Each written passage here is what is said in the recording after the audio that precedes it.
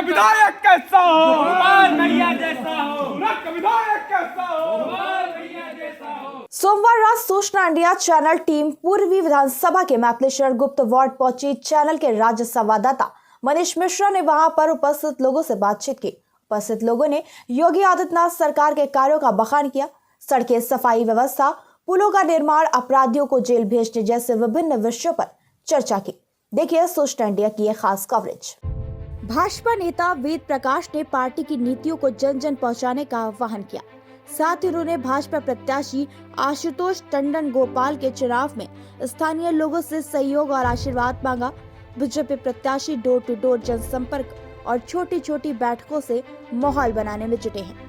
आम लोगों के साथ नागरिक और आवासीय समितियों से मिलकर समस्याओं के समाधान का आश्वासन देकर प्रत्याशी वोट मांग रहे हैं। वहीं पूर्व विधानसभा के प्रत्याशी आशुतोष टंडन गोपाल के समर्थकों ने कई स्थानों पर लोगों से बातचीत की तथा मतदान की अपील की।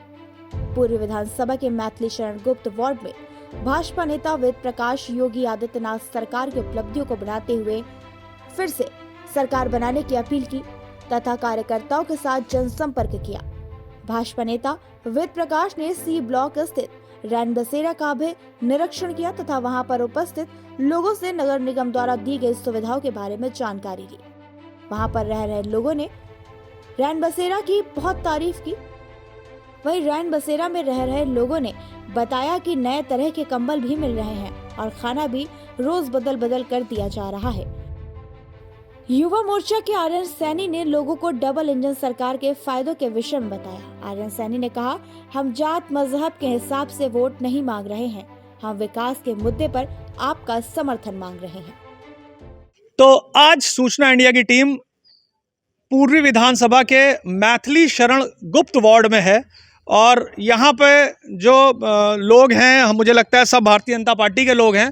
तो इनके साथ हम स्टार्ट करते हैं कि किन मुद्दों को लेकर ये जनता के बीच में जा रहे हैं। बताइए, आपका नाम?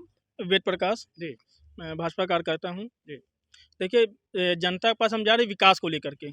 जो इन 5 सालों में हमने विकास किया है, सड़कें बनवाई हैं, पानी की व्यवस्था सुधारी हमने, नौकरियां लोगों को दी हैं, रोजगार की व्यवस्था हमने की है, उद्योग हमने लगवाए हैं।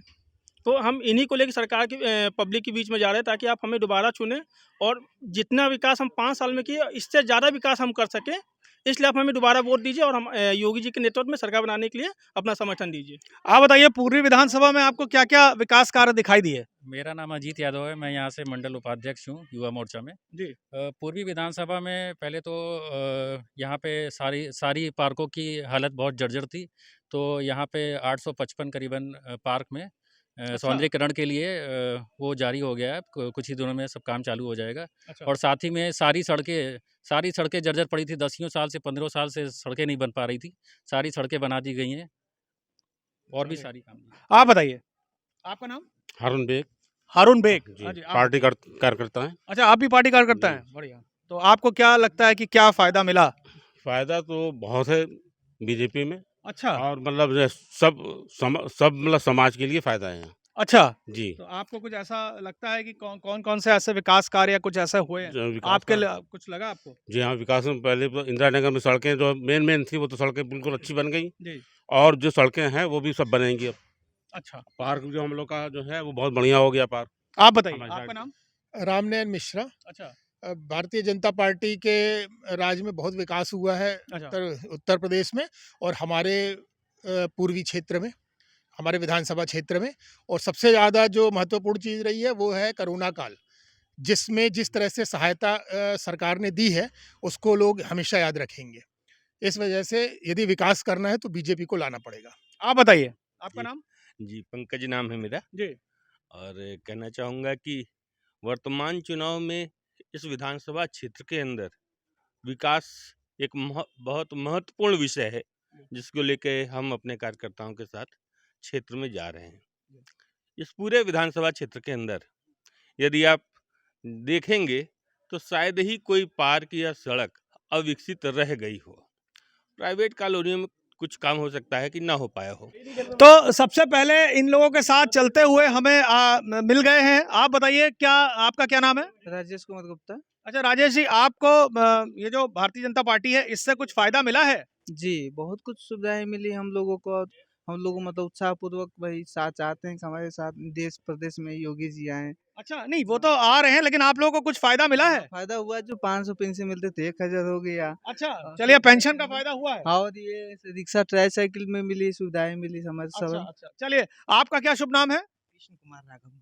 कृष्ण कुमार राघव। जी। आपको इस सरकार से क्या फायदा मिला? मुझे ये गाड़ी मिली है अच्छा, योगी सरकार में, अच्छा, और पेंशन भी बढ़ गई है। पहले 300 रुपये महीना देते थे, अब 1000 रुपये महीना देते हैं, और भी बहुत सी सुविधा मिल रही हैं। तो कहीं ना कहीं लोगों को फायदा होता दिख रहा है। पेंशन जो पहले 300 रुपए मिलती थी विकलांगों को, वो अब 1000 रुपए मिल रही है, और ट्राईसाइकिल्स भी इन लोगों को इस योगी सरकार में मिली है। तो इस समय हम लोग मैत्री शरण गुप्त वार्ड में हैं और यहाँ के स्थानीय निवासियों के साथ बातचीत करने के लिए। बताइए आपका शुभ नाम? मैं ओम प्रकाश मिश्रा। अच्छा, तो क्या लगता है आपको कि आपके विधायक ने यहाँ पे क्या क्या काम किए हैं? विधायक ने काफ़ी विकास किया, रोडें काफ़ी हमारे क्षेत्र की, कई नाले बनवाए, और सुख सुविधाएं जो भी हैं सब काफ़ी ठीक ठाक हैं। मतलब आप अपने विधायक को कितना नंबर देंगे? 10 में कितना? 10 में 10। 10 में 10।